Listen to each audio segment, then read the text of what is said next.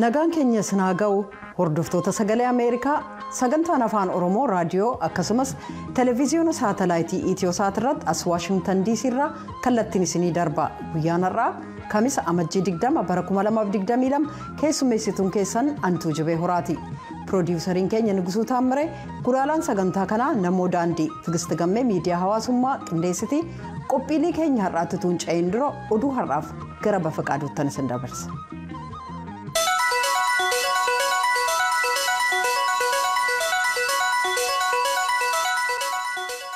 Akka mul'atan oduun har'aaf qabnu kunooti. Gara Itoophiyaatti imalanii kan jiran qondaaltonni Yuunaayitid Isteetsi gargaartuun ministeera dhimma alaa jillee addaa gaanfa Afrikaa Deevis Saaterfiild hooggantoota mootummaa Itoophiyaatii waliin akka waliin argine dubbi himaan ministeera dhimma alaa Itoophiyaa Ambaasaadder Diinaa Muftii guyyaa har'aa tuuta gaazexeessootaatiif ibsa kennan keessatti beeksisaniiru. Raadiyoon sagalee Ameerikaa haala qondaaltonni Yuunaayitid Isteetsi irra jiran baruudhaaf karaa embaasii Yuunaayitid Isteetsi isa Finfinnee jiruun yaalii gochaa jiraachuu isaa kan ibse gabaasni Mallaskaachoo Ammahaa Itoophiyaan yaa'ii gamtaa Afrikaa isa marsaa 35ffaadhaa fi qophii gochaa jiraachuu ishee Ambaasaadder Diinaan dubbachuu isaanii ibseera. Dhiyeenya kana gaazexeessota hidhamanii turan keessaa gaazexeessaa Iyyoosoobet Tasfaayee fi Ma'aazaa Mahammadii hiikamuu isaanii maatiin isaanii ibsanus gaazexeessaa Taammiraat Nagaraa ammayyuu mana hidhaa akka jiru maatiin isaanii ibsaniiru. Dhimma kanarratti Komishinii Poolisii Federaalaatii fi Finfinnee irraa deebii argachuudhaaf yaaliin taasifame hin milkoomne. Naakoor Malkaa gabaasa dabalataa qaba. Obboleessi gaazexeessituu Ma'aazaa Mahammad Obbo Yusuuf Mahammad obboleettiin isaanii magaalaa Finfinnee mana hidhaa buufata poolisii sadaffaa jedhamu keessatti guyyoota 39 ta'uuf erga hidhamtee turtee booda kibxata dheengaddaa gadhiifamuu ishee raadiyoo sagalee Ameerikaatti himanii jiru. Galgala sa'aatii 12tti osoo irbaata nyaachuudhaaf qophaa'anii maqaan ishee waamame. Achi abukaatoon ishee dhufee wabiidhaan ittiseen. Hanga namootni nafaana hidhaman biroo hiikamanitti bilisummaan natti hin dhaga'amu jechuun kan isheen dhaammatte jechuun dubbatan. Sabaa himaa intarneetii kan YouTube irratti Ubuntu jedhamee waamamu kan hundeesseef hojjetu gaazexeessaa Iyyaaspeet Tasfaayes guyyoota 40 booda guyyaa dheengaddaa gadhiifamuu isaa maatii isaa keessaa ibsanii jiru.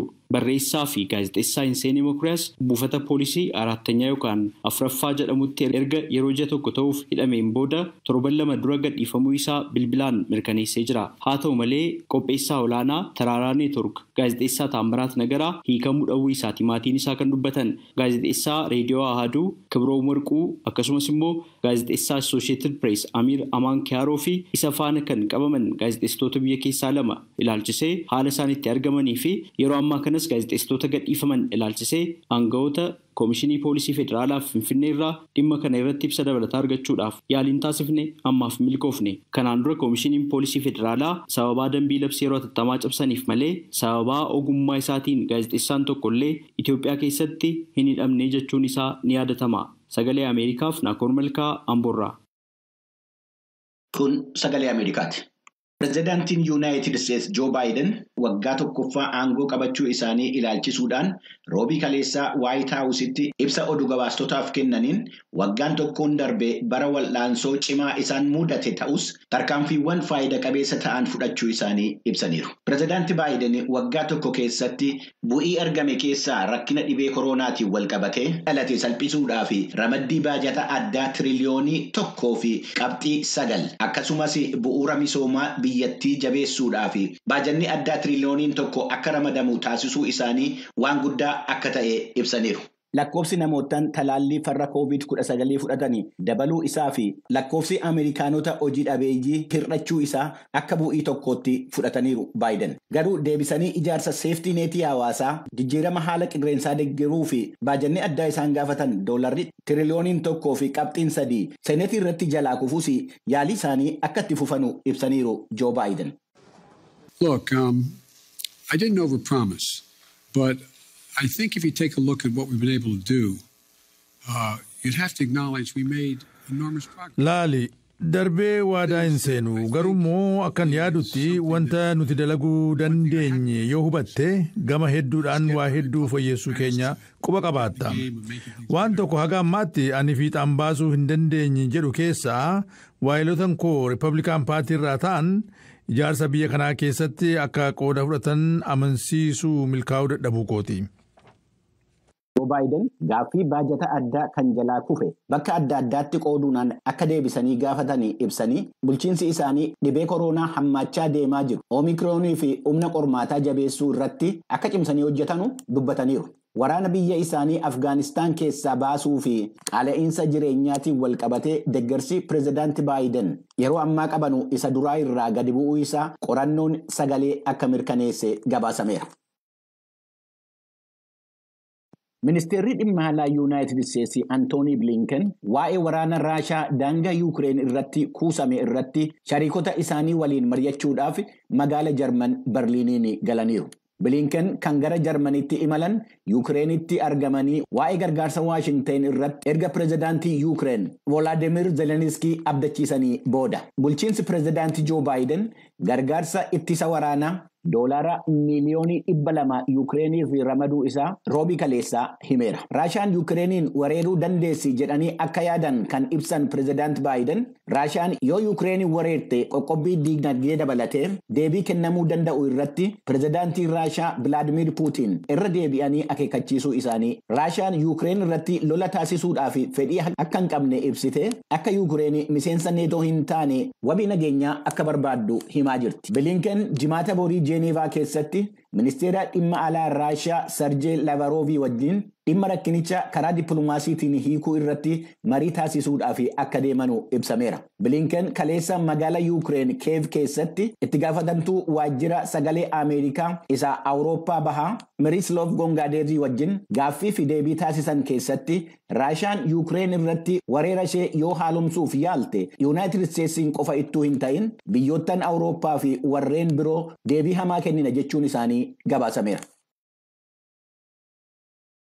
Afrikaa keessatti faffaca'iinsi COVID-19 yeroo jalqabaatii fi gadi bu'eensa agarsiiseera jedhame. Akka ibsi dhaabbata fayyaa addunyaa irraa har'a bahee jedhetti erga gosti haaraan koronaa Omikroon jedhamu argame as guyyoottan 56 keessatti hedduu dabalee kan ture lakkoofsi namoottan vaayirasichaan qabamanii akka gabaasa amma amajjii 16 bara 2022 jirutti dhibbeentaa 20 kan gadi bu'e yoo ta'u duuti namaa immoo dhibbeentaa 8 gadi bu'eera. Afrikaan kibbaa bakki vaayirasiin Omikroon dursee argame torban 4 darban keessatti lakkoofsi namoota haaraa qabamanii hedduu akka gadi bu'e yommuu ta'u Afrikaa kaabaa keessatti immoo dhibbeentaa 50 oliin dabalee jira jedha gabaasni WHO. Amma amajjii 16 bara 2022tti lammiileen Afrikaa miliyooniin 10 yommuu vaayirasichaan qabaman namoonni 200,000 fi 33 immoo du'aniiru. Karaa tallaalliitiin yommuu ilaalamu immoo amma ammaatti jiraattonni Afrikaa tallaallii fudhatan dhibbeentaa 10 qofa. Afrikaan amma ammaatti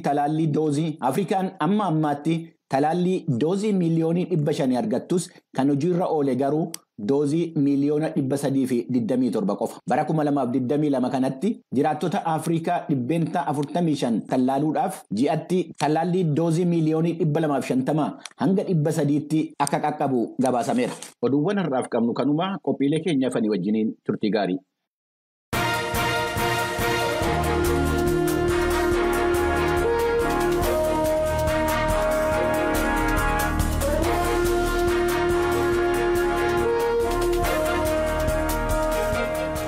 Kan hordofaa jirtan sagalee Ameerikaa sagantaa afaan Oromooti qophii itti aanutti ceena.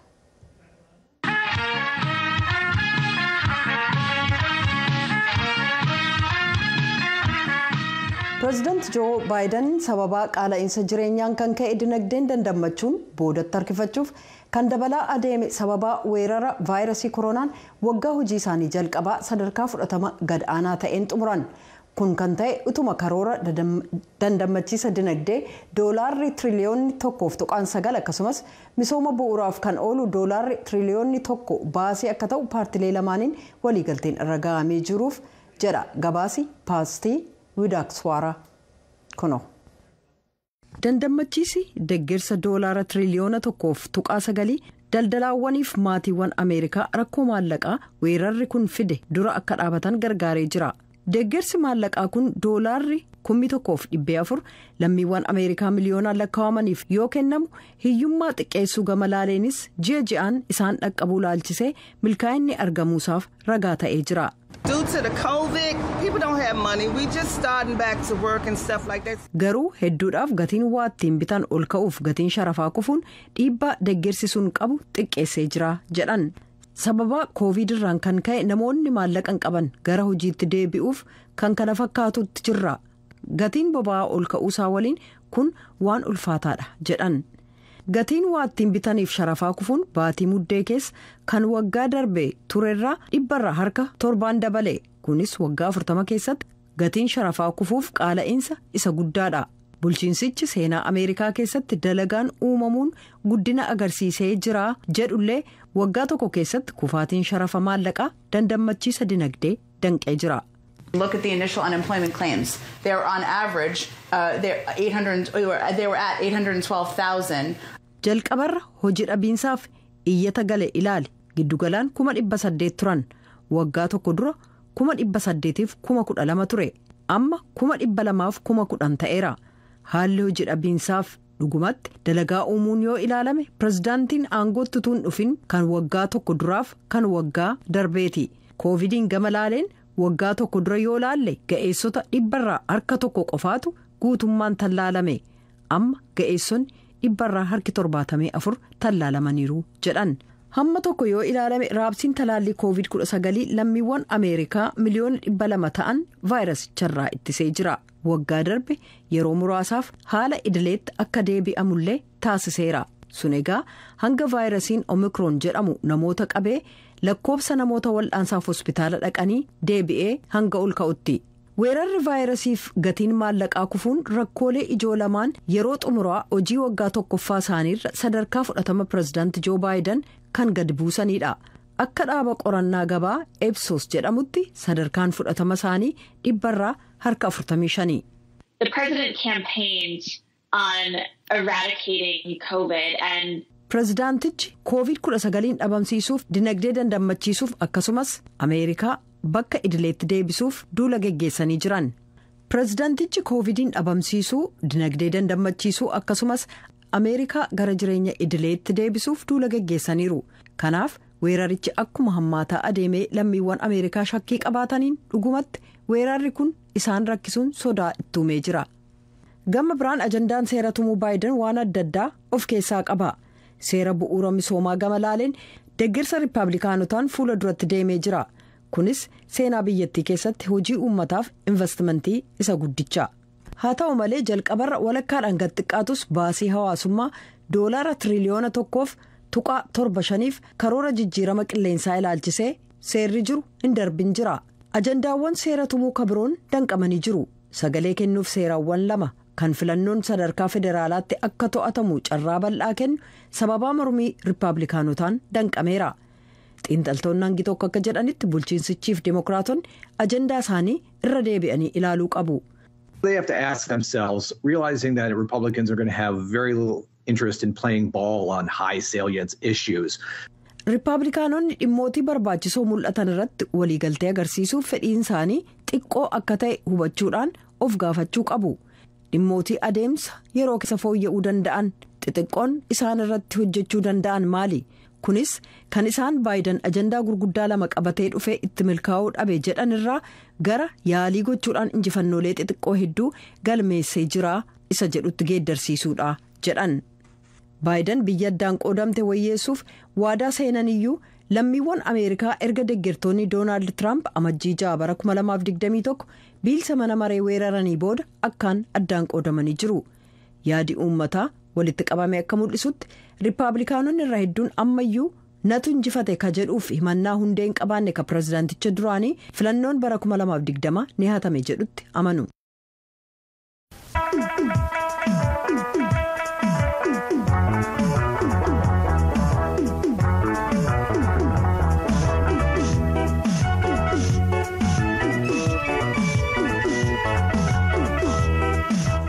Godina Horroo Guduruu Wallaggaa aanaa Amuruu keessatti riphxee loltoota deeggaruun shakkamanii namoonni hidhaman baatiiwwan 3f mana murtiitti hin dhiyaanne jechuudhaan maatii hidhamtootaa keessaa komatan.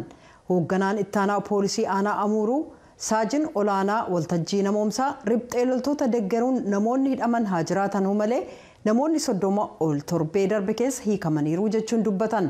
Dubartoota hidhamanii jiraatan irratti sarbamni mirga namaa akka gahaa jiru kan maatiin hidhamtootaa komataniifis sobaa jechuun haalanii jiru. Naakoor Malkaatu gabaasee kunooti. Naannoo Oromiyaa godina Horroo Guduroo Wallaggaa aanaa Amuruu keessatti jiraataa ta'uu ka dubbatanii fi sababaan nageenya koo sodaadhuuf maqaan koo akka hin caqasamne jechuudhaan sagalee Ameerikaa gaafatan obboleettiin isaanii erga humnoota nagaa eegumsaa mootummaatiin qabamtee hidhamtee ji'ootni 2 darbuu isaanii ibsanii jiru. Sababaa itti obboleettiin isaanii hidhamteef yeroo ibsanis akkas jedhu. Barattuu kutaa 10 isheen amma barnoota ishee irraa dhaabdee jirti. Isheen ammaa fi poolis xaabaa keessatti argamti. Isaanii sababa biraaziliin waraana bilisummaa Oromoo keessa jira jedhaniiti sababa kana dararratti maatii irra ga'ani. Dhuguma immoo obboleessi keessanii gurmuu liphee loltootaa kana keessatti argamaa? Seena. Yoomi kan isheen hidhamte maaliif immoo hidhamte maal gooti jedhamteeti? Ji'a lamaan dura hidhanii isaanii kanan jenne hidhanii sababuma kanaatti maatii irra darara guddaa ga'anii hidhanii ergasii immoo waan tokko hin gaafanne obboleessi keessan waraana bilisummaa Oromoo keessa jira waan ta'eef haganyuu fi atiin baatu jedhani mucaammoo. Obboleessi keessan hangamtaa erga gurmuu liphee loltootaa kana keessa seene? Waggaa 3 ga'anii. Hawwii wajjin maal ree wanti walitti isa fidu maaliif hawwii hin qaqqabamte? Waan tokko wanti walitti fiduun jiru. Namni kun mootummaan shanee jechuun kan waamuu fi shororkeessummaadhaan kan farraje gurmuu riphxee loltootaa ofii isaanii waraana bilisummaa Oromoo jechuudhaan waaman waliin walqabatee obboleettiin isaanii hidhamtus hanga ammaatti mana murtiitti dhiyaachuuf dhabuu ishee ilaalchisee akkas jedhu. Biyyaan itti qorataniiru malee itti qorannaa amma haga qoratanitti haganni ufutti yookaan immoo haganni as deebi'ee yookaan silkii.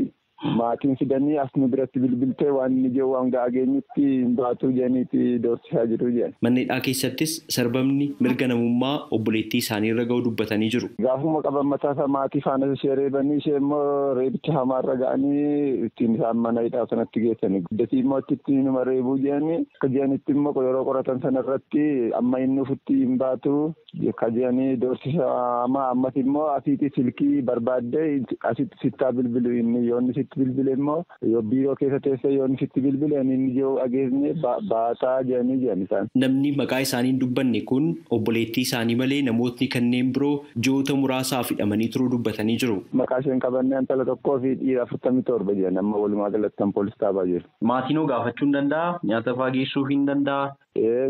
Nyaata achumatti deddeebisuun nyaata geessuu hin danda'a garuu immoo waan tokko waan furmaata gochuuf hin qabu nyaata achumatti geessuu irraa kanas. Hoogganaan itti aanaa waajjira poolisii aanaa Amuruu saajina olaanaa waltajjii namoomsaa sababaa itti namootni aanaa isaanii keessatti hidhamaniif yommuu ibsan akkas jedhu. Namoonni bifa haala yerootiin kan to'ataman naannoota nama 45 hanga nama 50 amma dheengadda haalli irratti mijatee mari'atamee gadhiifamanii jiru. Namoonni hanga 15 hanga 12 kan gadduu kan jiran immoo dhimma yakka garaagaraatiin ragaan irratti barbaadame amma seeratti dhiyaachuudhaaf kan jiranii jechuudha. Kamaatii hidhamtootaa keessaa dhiirotaa fi dubartoota irratti reebichaaf sodaachisa dabalatee sarbamootni mirgoota namummaa garaagaraa humnoota nagaa eegumsaa mootummaatiin gahaa jiru jedhanii komataniif sobaa jechuun dubbatanii jiru. Saajina olaanaa waltajjii namoomsaa.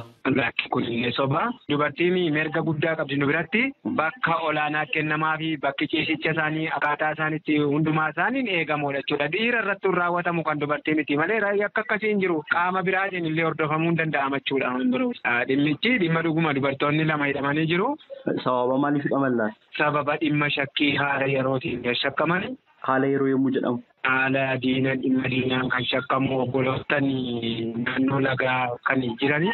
Dhimma kanarratti jarreen kun odeeffannoo garaagaraatiin loojistikii ta'anii dabarsaa kan jiran. Diina laga jiru yommuu jettan maal jechuudha? Akka yeroo ammaatti katamaa kan jeeqaa jiru yoo shiftaa ta'ee magaalaa irratti dhiibbaa gara qabeenyaa mootummaa irratti dhiibbaa kan gochaa jiru lubbuu namaa irratti dhiibbaa kan gochaa jiru warroottan akkasiitii loojistikii dhiyeessu obboloottan jedhamee kan jirudha. Isaan amma sababa obboloota isaaniitiif hidhamuu qabu turanii wanti ragaan qabatamaan waan kana agarsiisu argameera.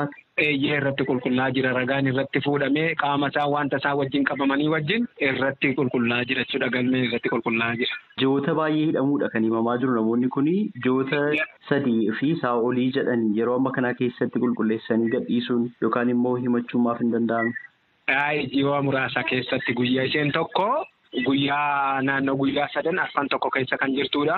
Isheen tokko immoo naannoo bultii 10 arfan tokko keessa kan jirtudha. Ragootanii argan sun dhimmoota garaagaraatiif dhiyaachuu sababa didaniif yakka kan uumaa turanidha. Jarreen sun lubbuu namaa balleessisuudhaan mana namaa gubsiisuudhaan ragootni ragaan sun dabeelu bakka bu'aan didee kan ragaan sun gara irratti qulqullaa'utti jechuudha.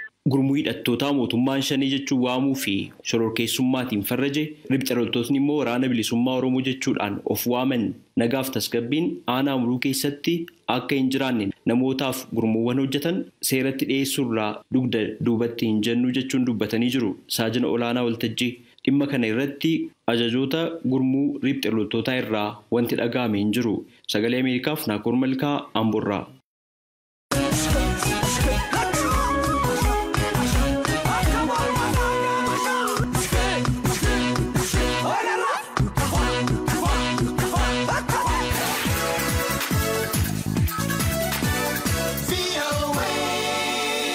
Daawwattootaaf dhaggeeffattoota keenyaa sagalee Ameerikaa sagantaa afaan Oromoo galgala keessaa sa'a 2 walakkaa jalqabee haga sa'a 3tti teessoo keenya saatalaayitii Itiyoosaat kan armaa gadii irratti nu argachuu dandeessu. VOA Itoophiyaa Channel yookaan NSS Itiyoosaat Virtual Channel 57 degrees East irratti. Lakkoobsa addaa ka sistemii Virtual Channel ammoo daawwattootaaf dhaggeeffattoota Itiyoophiyaa Eertiraaf Jibuutiitiif 6230 ka Somaaliyaatiif 6231 ka Keeniyaatiif 6232 hordoftoota VOA 24 yookaan VOA 24f 6233 akkasumas daawwattoota VOA TV yookaan TVMC duwwaajaaf 6229 kana malees marsariitii keenya VOA afaan Oromoof fuulawwan miidiyaa hawaasummaa keenyaa ka Feesbuukii, Tiwiitarii, Instaagiraamii fi Yuutuubii irratti nu argachuu dandeessu. Kan hordofaa jirtan as Waashingtan DC irraa ka darbu sagalee Ameerikaati. Sirni awwaalcha weellisaa Oromoo Nuhoo Goobanaa har'a magaalaa Adaamaatti gaggeeffamee jira. Sirna kanarratti maatiin, firoottan, aangawoonni fi jaalleewwan isaa kan argaman yoo ta'an, hawaasni magaalaa Adaamaa hedduunis bahee irratti argamee jira. Galmoo daawwittu gabaase. Waggoota hedduuf dhukkubsataa ture kaleessa lubbuun isaa kan dabarte artiist Nuhoo Goobanaa har'a sirni awwaalasaa magaalaa Adaamaatti gaggeeffamee jira. Har'a sagantaa istaadiyeemii magaalaa Adaamaatti gaggeeffame irratti namoonni 100,000 lakkaa'aman irratti kan argaman yoo ta'an weellistoonni Oromoo jaalleewwan ogummaa isa waliin jiraataa fi hojjetaa turan maatii fi firoottan aangawoonni mootummaa fi gaggeessitoonni amantaa adda addaa irratti argamanii jiran. Obbo Mahammad Qophee miseensa mana maree bakka bu'ootaa akkasumas ogeessa muuziqaati. Har'a awwaala irratti seenaa weellisaa Nuhoo Goobanaa yoo dhiyeessan Nuhoon Harargee Bahaa Aanaa Jaarsoo bakka laga Mixee jedhamutti kan dhalate ta'uu himanii daa'imummaa kaasee aadaa fi aartiif jaalala addaa nama qabu jechaan kan himan. Yeroo dargaggummaa bulchiinsi biyyaa waan aadaa Oromoo gadhiibaa turee fi sana argee nama onneensan jijjiiruudhaa fi bara jireenya isaa of kennee hojjete jedhan.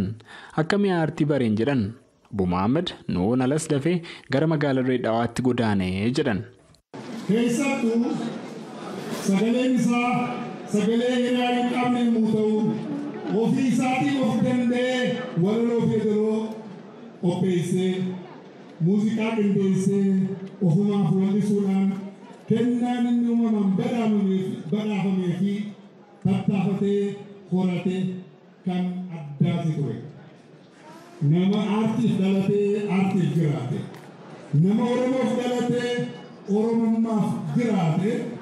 Qabsoo kutataa muuziqaa akka meeshaa waraanaatti fayyadamee qabsaa'ee qabseessuudhaan lolee lolchisuudhaan seenaa qabsoo Oromoo keessatti bakka guddaa yeroo hundi yaadatamaa jiraatu qabu ture. Obbo Mahammad Nuhoon haalli biyyaa waan isaaf hin taaneef biyyaa godaanee albamuu muuziqaa isaas jalqabaa Jibuutiitti baasee jedhan. Akkuma haalli mijaa'eetti baqattoota Oromoo bohaarsaa Ambabeettis afaanii fi aartii keenya mul'isaa hojjechuu isaatiin dafee beekamuu, dhaadheeffamuu, jaalatamuu eegale. Waggoota amma tokko Jibuutii erga ture booda gara Yaman tarkaanfatee achumaan Saawudi Arabiyaa seenuudhaan Saawudii keessa jiraachuu hojjechuus jalqabe. Haalli biyya sanii aartiidhaaf kan hin mijoofne ta'us Nuhoon garuu haala rakkisaa keessattis hojjechuu haalamaa hunda mo'atee bira dabruu nama danda'u waan tureef haala san keessatti baqattoota uummarsuu uummataasiifis albama isa haaraa tokko guutuu gara biyyaa erguu nama danda'e. Akka seenaansaa jedhutti noon Saawudii ba'ee Xaaliyaan achi Kaanadaa Yuunaayitid Isteetsii fi biyya ollaa Keeniyaas jiraateera. Yeroo Ameerikaa kaabaa jiraataa tures jaalleewwansaa kan akka Qamarii Suufii fi Elemoolii Gul ta'uudhaan baandii haaraa hundeessee akka ture simamee jira. Obbo Mohaammed noon hojii isaan jaalala biyyaa tokkummaa fi waluu nama labsuu jechaan jajan. Warra baqatti noo duukaa ture keessaa Qamarii Suuf nama takka. Yeroon ani isa beeku keessatti noon takkaa firasaa warrasaa ilmansaa jenne guyyuu bilisummaa uummata Oromoo ja'a nama mo'amee mataan qabamee jiraachuu danda'u. Daangaa Oromiyaa ja'a, eenyummaa Oromoo ja'a, afaan Oromoo ja'a, aadaa Oromoo ja'a. Gaafa Xaaliyaan Rooma keessa hojii turre obboleessi Yelloolleen sun hojjetera. Oofisa tokko afaan Yuunaayitid Neeshinaa illee mucee jedhanii ni dhumanidha. Gabbee ture nuu maaliif gochaa jennaan ani kanaan ba'uuje guyyuma tokko osoo addunyaa kanarraan deemne waajjira afaan Oromootiin dubbatu biyya afaan Oromootiin dubbatu silaan arganii nama jedhe. Har'aan tana garuu waliin gammadu keessaa takka bara 1991tti poolisiiwwan Gullallee gaafa waraana nuti balanii xiyyitiin mataasaa gubbaa dabalaa turte silaa gaafas nuyi arranoon waan ammaan tana arginu hunda narkuu jechuudha. Asii ga'uu isaatis ni gammadaa jechuudha. Obboleessi keenya akkuma reefu dubbannetti Xaaliyaanittis Oromoo falmaati nuti. Oromoo namni hin beekne tana alagaa hundatti himaa biyya keessattis eega baandii Xaaliyaanittis gadhaabnee eega uummata Xaaliyaanillee naannoo keessan jiran Oromummaan akka taate beeksifne booda achiin karaa dokunnee kanadaattis gadhaabnee Waashintan diisittis kunnee ijoolleen keenya Oromoon keenya koominitiin cinaa dhaabbatanii gadhaabnee yeroo nuti as deemnutti faranjii fi naannoo keenyaa hundinuu Oromummaan akka fakkaatu Oromummaan akka taate baranii jiru. Har'as utuu jiraate jedha Qamar. Noon akka namni walitti hin naafne waliif akka tumsuu fi jaalala waliif akka qabaanu nu gorsaa akka jedhe Qamar dhaloonni kunis fedha isaa kana hordofuu akka qabu dhaame. Sirna awwaala Noo irratti afyaa'ii caffee mootummaa naannoo Oromiyaa Aadde Saadaa Abdurrahman dabalatee aangawoonni mootummaa adda addaa dura buutonni paartilee siyaasaa kaan gaggeessitoonni amantaa garaagaraas irratti argamanii jiran. Maarshi baandiin poolisii naannoo Oromiyaas sirna kana irratti weelluu garaagaraa dhiyeesseera. Gabaasa Sagalee Ameerikaaf Galmuu Daawit Adaamarraa.